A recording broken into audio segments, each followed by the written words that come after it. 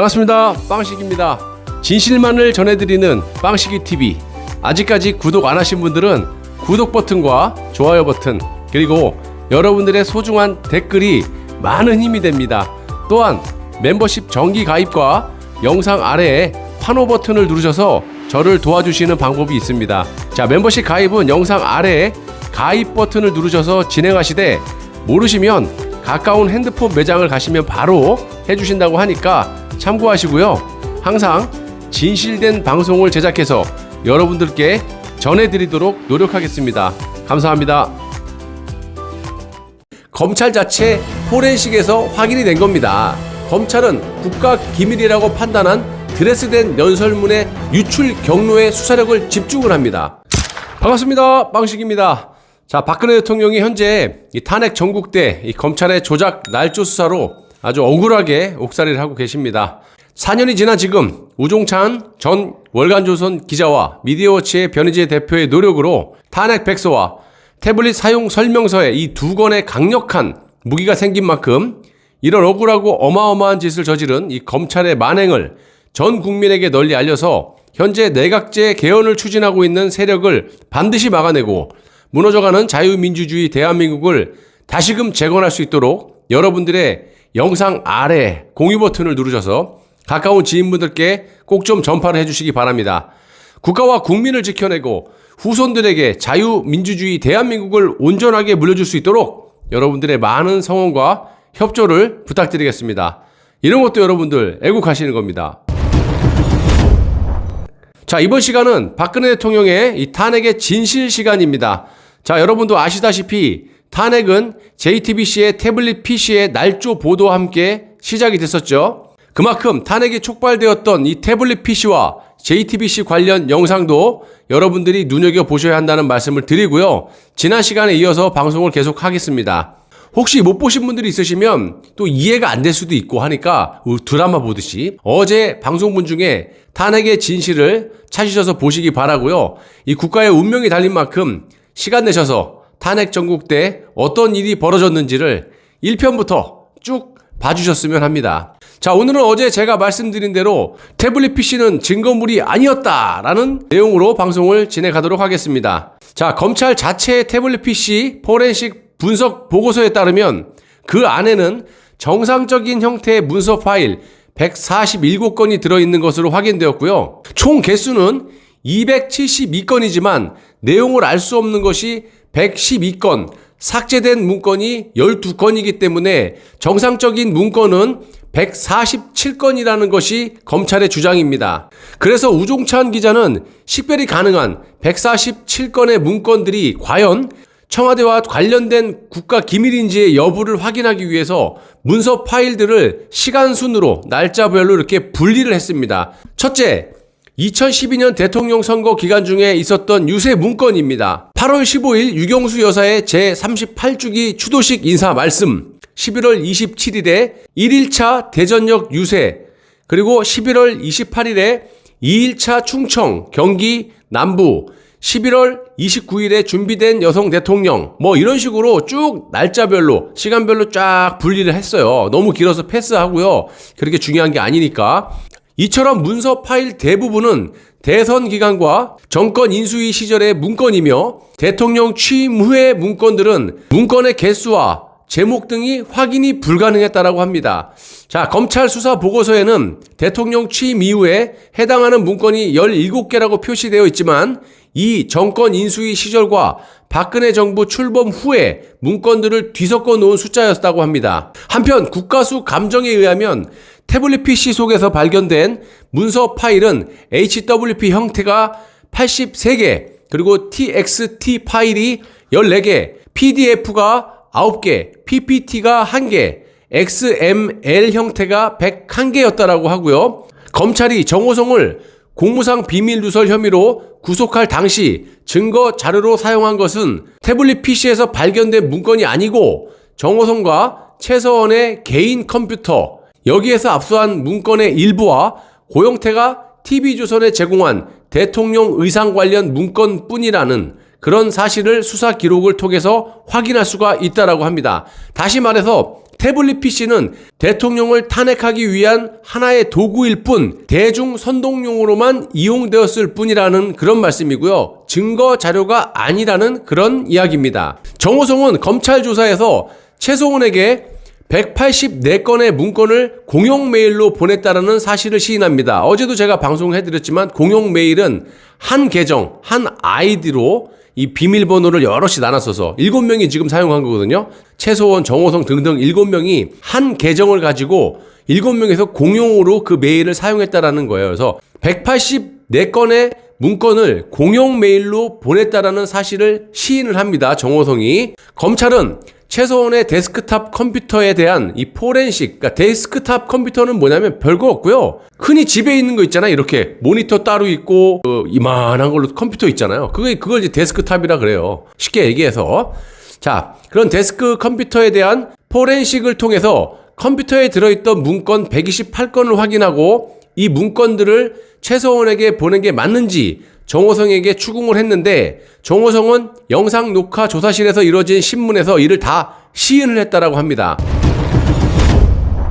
그렇다면 정호성이 공용 메일을 통해 최소원에게 보낸 문건이 184건인데 반해 최소원의 컴퓨터에서 발견된 문건은 128건이고 태블릿 PC에서 발견된 문건이 147건이라는 개수의 차이가 왜 생겼을까요? 그것은 최소원의 경우에는 정호성이 보낸 공용 메일 중에 자기 관심 분야만 읽었기 때문이고 태블릿 PC의 사용자 역시 그가 관심을 가진 사항과 업무에 해당하는 분야만을 보았기 때문이라고 설명을 합니다. 김한수, 정호성, 최소원 등 7명이 한 계정의 메일을 가지고 공용으로 썼다 그러지 않습니까? 비밀번호도 똑같이 다 알고. 그러니까 여기서 말하는 거는 태블릿 PC의 실사용자 김한수와 최소원이 관심사가 다르기 때문에 당연히 각자의 사항과 업무에 해당하는 분야만 클릭해서 읽어봤기 때문에 이렇게 틀릴 수밖에 없다. 이걸 이렇게 설명을 하는 거예요. 정호성이 보낸 문건과 최소원이 컴퓨터에서 발견된 문건 그리고 태블릿 PC에서 발견된 문건들을 비교해보면 모두가 같은 내용이라는 거예요. 예를 들면 행정부 조직도 사만, 강원도 업무 보고, 국무회의 자료 등 이런 걸 말하는 거고 그런데 그 누군가가 사용한 그러니까 누군가가 아니라 김한수죠. 김한수가 사용한 태블릿 PC에는 추측 귀성길, 정체 시작 이거나 새해부터라는 이런 문서들이 들어있는 데에 비해 최소원의 컴퓨터에는 이런 문서들이 들어있지 않았다라고 합니다.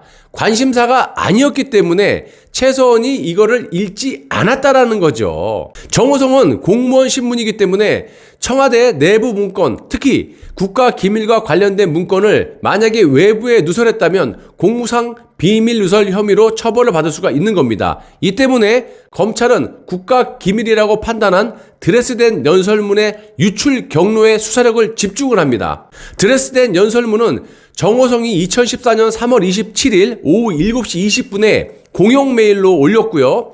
그 메일에 첨부된 연설문을 그 누군가가 문제의 태블릿 PC를 통해서 다시 말씀드리면 그 메일에 공용 메일에 첨부된 연설문을 김한수가 태블릿 PC를 통해서 다운을 받았다라는 사실은 검찰 자체 포렌식에서 확인이 된 겁니다. 남은 문제는 최소원이 과연 그 드레스된 연설문을 읽었느냐 이 점 아니겠어요? 태블릿 PC에 대한 포렌식 작업을 끝낸 검찰은 그 다음 날인 2016년 10월 26일에 최소원이 거주지인 미승빌딩 압수수색에서 최소원이 사용했던 그 데스크탑 컴퓨터를 증거물로 확보를 합니다. 최소원은 그러나 검찰 조사에서 아주 일관되게 태블릿 PC를 사용할 줄도 모르고 드레스된 연설문을 읽은 적도 없다 이렇게 진술을 하죠. 최소원이 아무리 거짓말을 만약에 치려고 해도 속일 수가 없는 증거가 이 포렌식 분석입니다.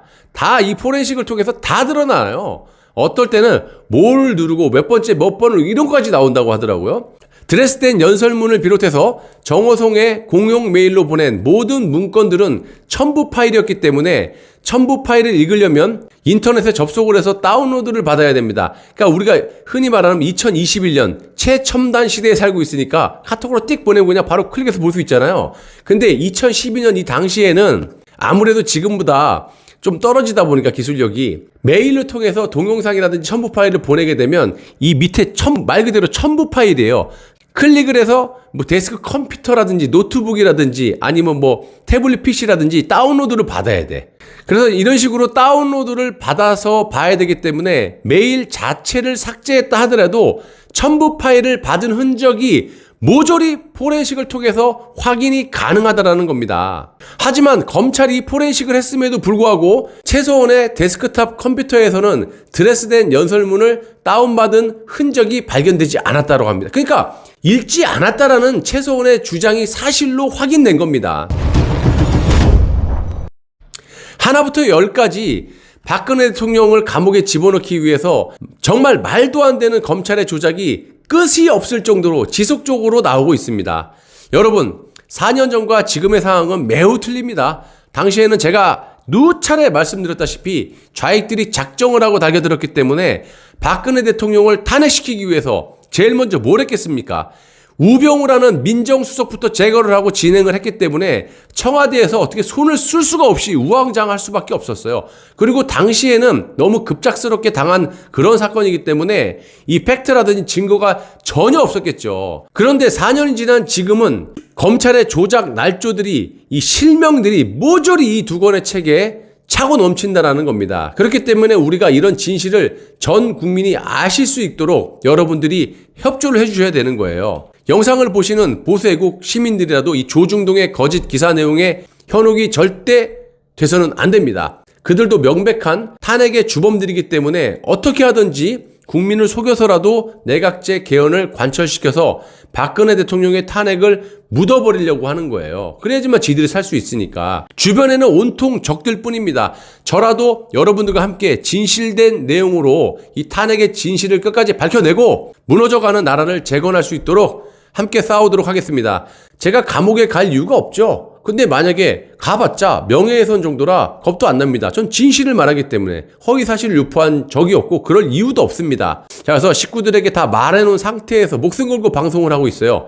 여러분들이 저의 이러한 노력을 알아주신다면 영상 아래에 공유 버튼을 누르셔서 지인분들께 그리고 더 나가서 많은 분들께 이 영상을 홍보해 주시기 바랍니다. 전 국민이 이러한 어마어마한 사실, 진실을 알게 될 때 비로소 자유 대한민국의 미래는 밝아질 것이고 이 나라는 우리 손으로 꼭 지켜내서 물려줘야 됩니다. 꼭 우리 후손들이 자유를 누리면서 이 땅에서 살 수 있게 해줘야 되는 책임을 갖고 방송을 하겠습니다. 저는 현명하신 여러분들을 믿겠습니다. 자, 보잘것없는 제 방송 시청해 주시냐고 너무너무 감사하고요. 다음 시간에 뵙도록 하겠습니다. 고맙습니다.